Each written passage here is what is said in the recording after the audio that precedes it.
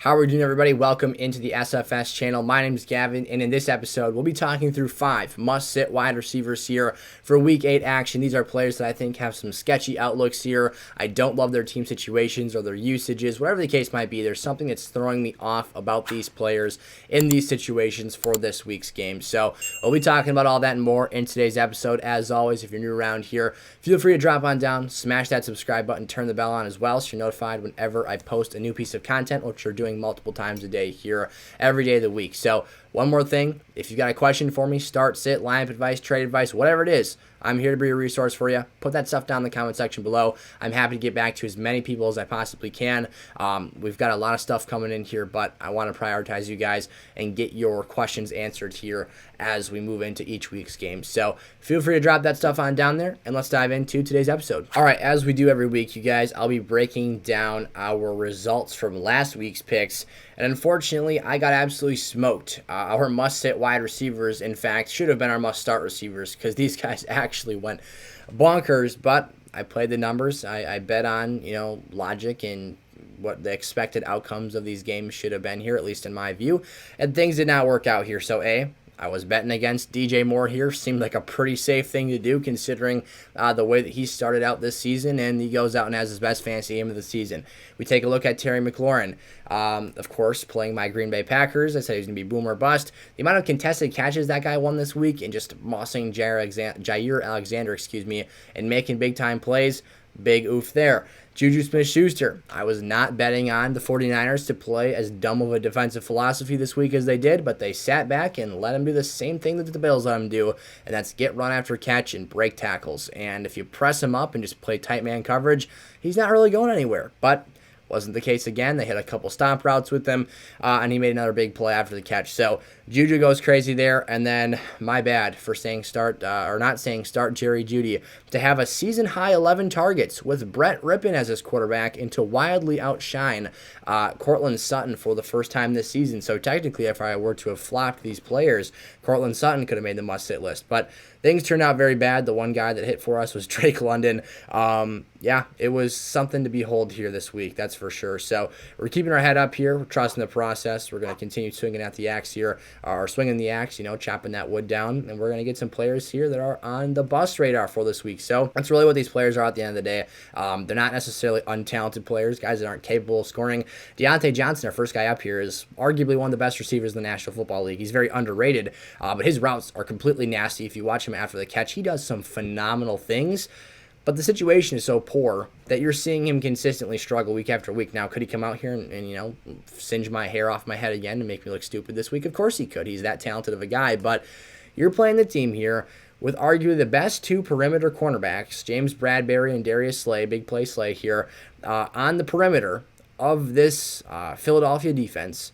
In addition to having a defensive line that can get pressure rushing for, it's such a mismatch against this Steelers offensive front and overall offensive unit that I really don't see a world where Kenny Pickett can throw unrushed, can get the ball out of his hands, and to produce numbers for Diontae Johnson, who, mind you, is getting quality deep targets. He's getting volume still. He has 30 targets with Kenny Pickett here since the Buffalo game. He has just 21.6 total points, though, since that time. So if you take those numbers, he is literally averaging through 3 games, not very good stuff, like 7 points or less for those games. So this is a guy that his stock has basically plummeted here as of late. As I said, the Philadelphia Eagles have very good defensive personnel, coming off a bye week as well. Pittsburgh's, lowly high, beating the Tampa Bay Buccaneers, which literally a week later looks a little less impressive, isn't necessarily, the state of this team at this point in time. So they go out and lose to Miami last week, and Diontae yet again struggles against that unit. So, like I said, this Pittsburgh offensive line will be no match for Philadelphia's defensive front. I expect pressure on Kenny Pickett. I expect low levels of pass catchability here for this team. And I think they struggle from top to bottom here. I've got Najee Harris as a sit this week as well. Alan Lazard or Romeo Doubs putting kind of a asterisk on this thing because I think that there's a chance Lazard doesn't play. He was in an arm sling after the game. The Packers are traveling on the road to play Buffalo this week, and Alan Lazard finally had a game below 10 fantasy points, no touchdowns. It finally happened the week that I broke in and said it would happen last week. He goes out there and flops for me now. Again, he did get hurt, but this Buffalo unit, again, a defense coming off a bye week, extremely buttoned up and cinched up heading into the bye. And overall, their numbers are phenomenal. Von Miller's going to have a field day against Zach Tom for the Green Bay Packers if David Bakhtiari can't go. Rodgers will be pressured. These guys will struggle to separate out of their breaks. It'll be another ugly game here, and we'll be shaking our heads wondering what happened, as if you're wondering why I'm talking this way. I'm a Packer fan, so I am fully expecting the worst here. I think that they could maybe keep it closer than consensus thinks, but in terms of the receivers' role in this game, that to me is very shaky and very suspect. So I'm staying away from both of these guys. It's not like Buffalo has premier cornerback talent, but holistically, their defense plays really solid football from top to bottom. And that's just a red flag overall, because the Packers, one thing they don't do right now is play solid offensive football. Those things don't really match up very well, and we're staying away in this matchup. Jakobi Meyers, New England, taking on the Jets this week. Fun fact, did you know that the New York Football Jets have lost 12 games in a row? So that's been 6 straight seasons to the New England Patriots. Now, this could be the game where that gets snapped. And I think there's a couple of underlying elements at play here. So first and foremost, I hate this quarterback carousel. I was personally in the camp of this past week, and you can disagree with me. I don't really care. That's fine. This is just what my opinion was. I thought you just gave Mac another week to get healthy, and you started Bailey Zappi, and if he was sucking, you toss Mac Jones in there in the second half. Kind of the thing that the Saints are doing with Jameis right now. Don't toss him out there, let him get killed, and put bad film on tape here.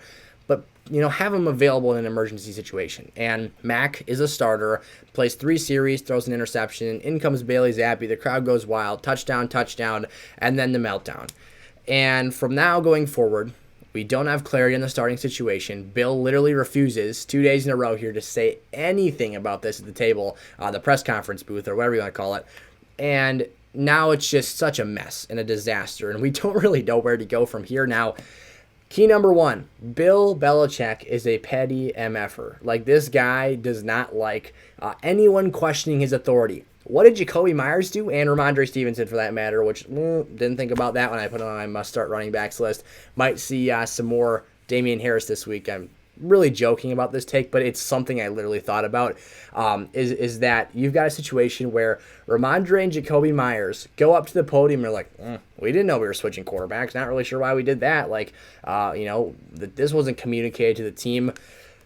Pump the brakes a little bit. I don't know how fast I'd go questioning Coach Belichick's decision-making when he can just go like that and limit your, impact on the football team. So, on his own football team. So, first and foremost, there's like this weird psychological element, which again isn't like, the key factor that I'd be looking at when making your choice this week for the start-sit situation. What I am looking at is that this is the wide receiver 1 for this offense. He's a versatile player, can line up in the boundary or on the slot here. But last week we saw Courtland Sutton get totally just shut down by Sauce Gardner and that Jets secondary. This is an underrated unit. Between DJ Reed and Sauce, they're playing very good football on the back end. And I don't think they're going to shadow Jakobi. I don't think they're doing anything crazy like that. But at the end of the day, I do think there is a lot of bust potential here in this matchup for Jakobi, just in general, because of the opposition he's playing against. The Jets right now are a top 10 team against fantasy receivers. I guess I should have noted this as well. The Buffalo Bills are 9th against fantasy receivers for the Packers take we just had a second ago. But at the end of the day, holding a guy, Courtland Sutton, to 23 yards receiving, that's kind of shaky here. Jakobi didn't get great volume this week, and in terms of his reception total, had 1 big touchdown, though, on the Bailey Zappi play. So, Adam Thielen, moving into this next matchup here, the 11th ranked. So, we've got the 9th, 10th, and 11th ranked unit against fantasy wide receivers here to chat through in this episode. Now, for Adam Thielen, plain and simple, Arizona's held some big-name players, DK Metcalfs, Tyler Lockett's of the world. They have kept A.J. Brown, even. They have kept these players to smaller point totals of productivity because they play solid football on the back end. Now, this past week on Thursday night, they're coming off a long week here. The Vikings are as well on a bye week. But you've got a situation where they started to play hot in their secondary, and they really started clicking, and things are looking scary here. And I'm fully expecting Justin Jefferson to go wild here, Dalvin Cook to do his thing. The Saints were running effectively with Alvin Kamara last week.